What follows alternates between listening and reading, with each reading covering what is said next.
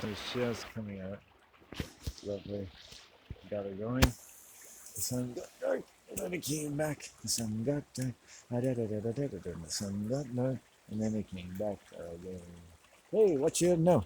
So, a lot of human song and literature could be bent in service of bringing, or what amounts to, or is isomorphic with what you might call, or have faith in calling, bringing the sun out from behind the clouds of war and the fogs of human occupations caught up, however necessarily, but many confusing and conflicting ways that would make you wonder why human survival is attended by or predicated upon or leads to some violence potential that makes all violence inevitable by the same breath we undertake and the same exertions we undertake under whatever illusions we may think each other suffers from, as we suffer enough to wonder what illusions we labor under when we labor, and especially when we labor for everything good and right and true, that your or my survival becomes something that can't both be satisfied. That's crazy. That's utterly insane, isn't it? Utterly insane. That can't be true to life. It can't be normal. It can't be natural. Let's not let it be. Let's not call it any of those things. Just nonsense. I mean, so a lot of human occupations could be bent in taking this, getting the sun out of the sky, the fog of economic theaters, of diverse human occupations, always for survival and goodness, but that are bent in nothing but the inevitable conflicts, diseases, and degenerations that an increasing range of completely innocent people are not bound to suffer from other people who are totally righteous in the trouble that they take to exert various powers uh, and to make various, to execute various accusations under your flesh and blood, because you and my flesh and blood has been uh, grown to be prosecuted and to be moved about on the stage of history, in the court of courtship, in the court of love, in the court of law, and in every other court of the world, to be moved and moved around in such prescribed ways and such persuasive ways that you continue to think of yourself as free and in control of your life, and can be very easily moved to madness when you don't have as much control as you think you have. But when you look at the control people have, and its logical extent is that they can never have enough of that control, and will often lose control when this or that control is challenged, or when they start to skid out of control with all the control they're trying to have, like an alcoholic who's trying to control their drinking, or anything else that the drinking covers up or helps them control. They lose control, and in their effort to gain a supremacy and control, they project a father and a shock that has no voice and is out of control onto their victims. It's deadly stuff. I've gotten into thousands of baths, having interacted only briefly with people who chill my blood, who chill my fucking blood, every time and any time I see them. Mm-hmm.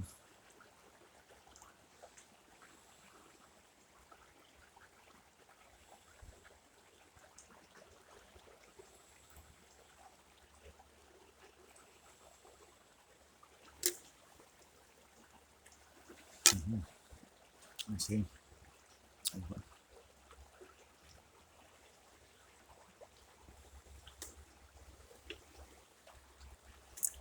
This one female sociopath or sexual predator, when she first met me, told me that she was projecting onto me a man which she was physically attracted to, or had gained possession of a good deal of her admiration by one measure or another, perhaps no more than just seeing him around also and preying upon him.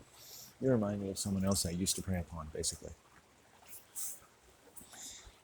And possessed of little more than my name, that's exactly what she does. And what other predators, male and female, have done my entire life. It's just what happens. It's the stuff that happens, people. The stuff that happens to me, a memoir. And it's like, and you might say to yourself, why does this happen to you? And make it about me in that way. It's like, oh. You know, a therapist would say, Landon, why do you think this happens to you? This doesn't happen to me. None of my patients have this happening to them. I've never met anyone to whom these types of things happen. And in the same breath, like a sexual predator, that therapist is telling you that they're a sexual predator. Can you tell me you've never heard anything like this? Oh, no, I hear that you've got problems. Oh, sure, yes. I mean, I've heard all too much about that. I've heard that a million times from a million people, and I've helped them all by letting them know and teaching them how to be a different kind of person who doesn't have to feel so bad about these things and to tell themselves a different story. And everything's going to be okay. You're great. You just need to learn a different story. You know? And they start to prey on you. Right? You know I'm right. It's pretty simple shit. I mean, you don't have to be a genius to understand how psychiatry works. You know? And that's when they're even bothering to talk to you and they're not just prescribing you drugs for everything from gout to, some sort of remorse about having to spend your whole life with a cock up your ass. It's like remorse, cock up assness. Oh, you've got a disease, remorse, cock up assness. Oh, look, it's remorse, cock up assness, my new Indian name. It's remorseful about cock and assness. Come here. Yes, what would you like? Well, we were thinking about changing your name to now you can actually speak about your remorseness up your cock up your assness, and therefore become a more fully blooded man. Thank you. But that's a long name. Yes, we'll just call you He Who Heals from the Cock Up His Ass, and seems to be doing well. And when it comes to white people, the native medicine world would have to make up these very long names, the way we've named all their shit. Mount Humford and Port Vancouver. Right? We will now sustain names which the Indians seem fit for us in our world. And instead of Parksville, it would be called Place with Many People with Cocks Up Their Asses and Shit Coming Out of Their Mouths. Or Qualicum be places where young children become sexual predators with extraordinary efficiency just by going to school every day. And as they use these names, the white people would be educated properly about certain things. Hey! Oh, got a live one.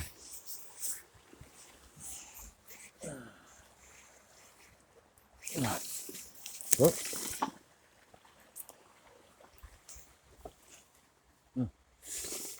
Whoa. Baby.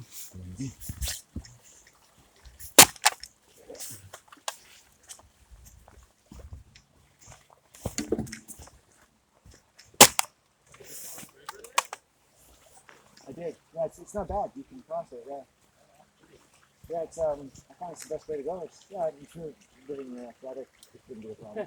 I gotta be careful, but you can do it. Yeah, it's nice. Yeah, I used to come down here all the time, and there used to be like a nice little jam there that you could cross across. Yeah, kilometers, yeah. Yeah, but yeah, it changed so much, man. I came down, I used to come down here, and I used to go down there for a little. Oh, yeah. And the river just completely washed out the full trees, man. I was like, holy.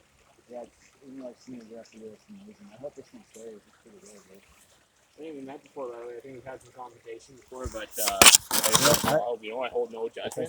I've never had a confrontation with you. No? No, Okay, yeah, cool. I must have run into someone down at No, I didn't imagine you and I were doing conflict. I knew it. Yeah, cool. Yeah, I just wanted to clear up the air if it was. Yeah. Cool, but Yeah, I know. It's kind of into the area. It's just, I mean, if you go, there's another log up there too, and you can get onto the island.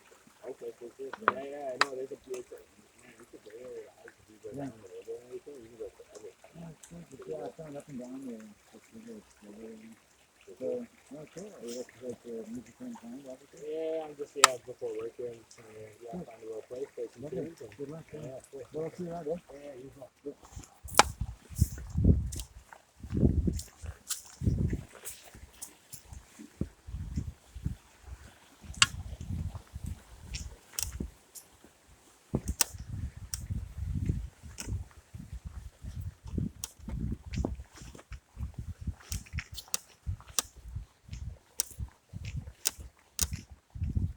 Nice guy. With the guitar.